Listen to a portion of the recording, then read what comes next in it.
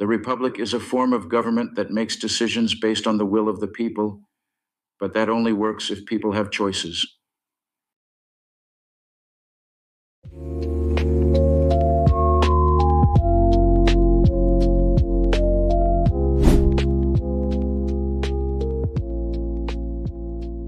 Welcome to Politics Reimagined. Let's face it, running a country is no small task.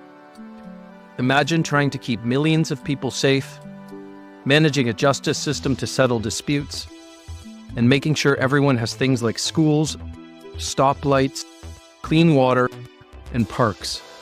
And that's just scratching the surface. Honestly, it's a wonder that modern governments run as smoothly as they do. But if we're being real, there's a lot that isn't working quite the way it should. That's what this channel is all about, taking a closer look at what's broken and how we might fix it. As we dig in, remember that governing has been a centuries-long experiment.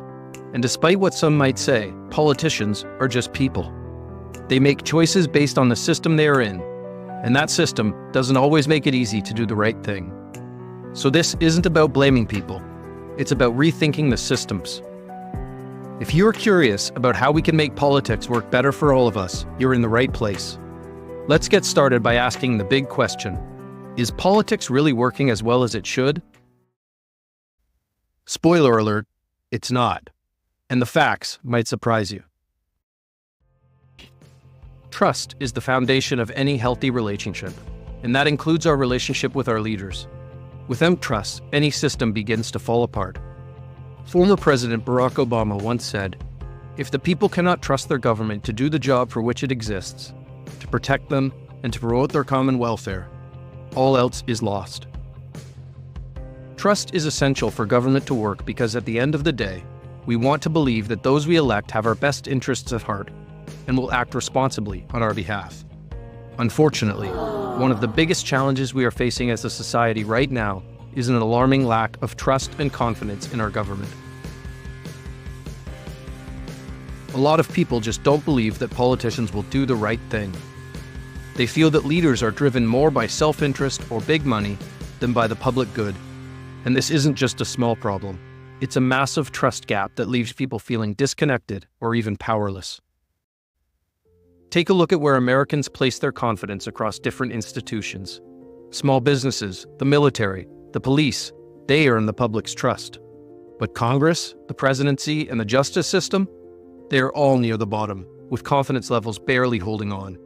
This tells us something big. People aren't just skeptical of individual leaders, they are losing faith in the very foundation of our government. When people don't trust the system, they are less likely to engage with it. That's a big problem, because participation is the backbone of a healthy democracy. When people stop voting, we lose voices, perspectives, and ultimately, the balance that makes democracy work. Voter turnout has been trending downwards in Canada for several years. Decades ago, voter turnout in Canada was strong, peaking around 76%, but now, it's dropped to around 68%, even hitting as low as 59% at one point. This steady decline is a sign that more and more people are disengaging. Young people, in particular, are voting at much lower rates than older generations. This means that the voices of those who will live with the consequences of today's policies are going unheard. And this isn't unique to Canada, it's a global trend. Younger voices are being left out of the decisions that will impact them the most in the years to come. And why does this matter? Because a lack of engagement leads to an unhealthy democracy. Voting isn't just a right, it's the heartbeat of any democratic society. When people don't vote, politicians stop feeling accountable. They focus on the groups that do vote, and issues important to the silent majority, including young people, can get pushed aside. Innovation is key to bridging this gap. We need fresh ideas to make politics accessible, inspiring, and relevant, especially for younger generations. If we don't act now, we risk leaving entire groups out of the conversation, and that's a dangerous path for any democracy.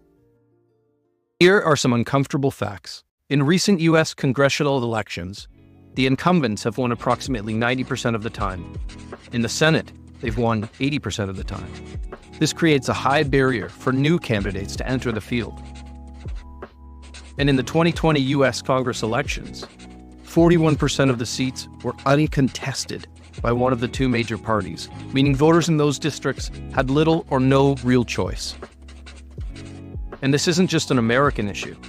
In Canada, incumbents also have a significant advantage, with 90% of those who ran in 2021 retaining their seats. In the 2021 federal election, ridings with predictable outcomes saw average turnouts 10 to 15% lower than more competitive ridings, indicating disengagement where competition is lacking. Competitive elections are the lifeblood of democracy. When politicians know they are in a real race, they work harder, stay accountable, and actually listen to the people. Without competition, they get comfortable. And when they're comfortable, they're not pushing for change or tackling tough issues. Real competition brings out the best in leaders and keeps them on their toes. But it's not just about keeping politicians sharp. Competitive elections fire up the public too. When there's a true choice, people are more likely to tune in, debate, and vote. This kind of engagement sparks fresh ideas, healthy debate, and real solutions for the big challenges we all face. So when elections are competitive, everyone wins, especially the citizens. When trust is low, the public becomes disengaged and elections lose their competitive edge, leading to negative outcomes for everyone. Let's take a look at just a few of these negative outcomes. Across the world, access to political rights and civil liberties is declining. People in many countries are losing basic freedoms such as the right to vote freely, express opinions, and participate in politics without fear. As political rights and civil liberties decline, citizens have less power to influence their government and hold leaders accountable, weakening democratic values. The indicators of clean elections, things like free voting, independent election bodies, and protection from government interference, have been steadily declining since 2000. In the US, only 47% of people believe the 2020 election was free and fair. When nearly half the population doubts the integrity of elections, we've got a big problem. Over recent decades, wealth for the top 1% has skyrocketed, while the middle class is being left behind. From the 1960s until around 2008, the middle 40% of American earners held more wealth than the top 1%. However, since the 2008 financial crisis, wealth has shifted dramatically, with the top 1% now holding a larger share of wealth than the middle class. And this isn't just an issue in the United States. This map illustrates income inequality levels worldwide, measured by the Gini index, where higher values indicate greater inequality. Countries in Latin America and Southern Africa show extreme inequality, while parts of Europe and Asia exhibit lower levels of inequality. It highlights the global disparities in income distribution are significant. When wealth is so concentrated, power and influence follow, leaving the majority with fewer options and less control over their own future. Three of the most important functions of any government are providing healthcare, education, and a police system to its citizens. When it comes to healthcare spending, the US is way ahead, spending over $12,500 per person, more than any other country by a mile. But here's the kicker. All that spending isn't translating into longer lives. The second chart is life expectancy, and the US is trailing behind countries like Japan and Switzerland despite spending way more on healthcare. This just goes to show throwing money at problems isn't enough. It's about where and how we spend. These charts really make you wonder, is the system truly working for us?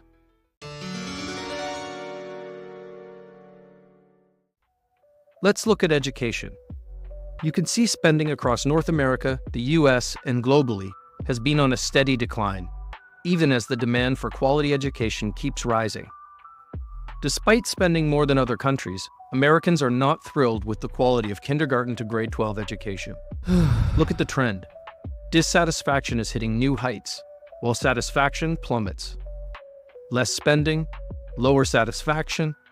What does this mean for the next generation? It's clear something needs to change. US police spending is massive, over $118 billion. To put that in perspective, it's more than what countries like India, Russia, and Saudi Arabia spend on their entire military. That's a lot of investment in law enforcement. But here's the twist. The next chart shows the US homicide and crime rates over the years. Despite all that spending, homicide and crime rates are still rising, especially in recent years. It begs the question, is the money being spent effectively? Are we getting the safety and security we are paying for? As we've shown, politics is in urgent need of innovation. Many aspects of government aren't serving citizens as effectively as they should, especially in a modern world transformed by advances in technology and communication. Martin Luther King Jr. once said, "A social movement that only moves people is merely a revolt. A movement that changes both people and institutions is a revolution." Let's be that revolution. This isn't about small fixes. It's about reimagining politics from the ground up to work for everyone. American architect and systems engineer Buckminster Fuller described how to change an entrenched system. You never change things by fighting the existing reality. To change something, build a new model that makes the existing model obsolete. That's the mission of this channel, to explore bold, innovative ideas that could make today's broken system a thing of the past. If you believe in the need for real change, join us on this journey. Like this video, leave a comment to share your thoughts, and subscribe to stay tuned as we build a vision for a better political future. Together, let's reimagine politics to create a system we can all believe in.